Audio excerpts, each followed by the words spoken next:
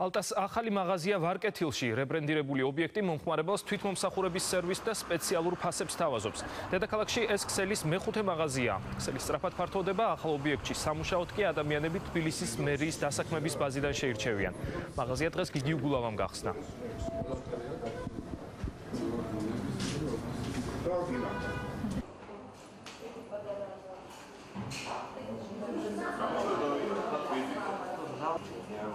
ნებისმიერი სიახლე, რომელიც დაკავშირებულია ხამატებით სამუშაო ადგილების შექმნასთან, უნდა იყოს ჩვენგან მხარდაჭერილი და ნებისმიერი ბიზნესი, რომელიც ცდილობს გაფართოებას, ქალაქის სხვადასხვა უბანში თავის საქმიანობის დაწყებას, არის მისასალმებელი და პირიქით ყველაფერი უნდა გავაკეთოთ იმისთვის, რომ ეს პროცესი დაჩქარდეს. კომპანია ალტამ განიცადა რებრენდინგი, შეიცვალა კორპორატიული სტილი და ლოგო.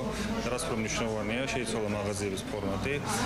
ალტას მაღაზიებში ეხლა იქნება თვითმომსახურების ფორმატი, ანუ მომხმარებელს შეუძლია ტექნიკა ჯერ ნახოს, გამოსცადოს და ხოლმე შემდეგ შეიძინოს.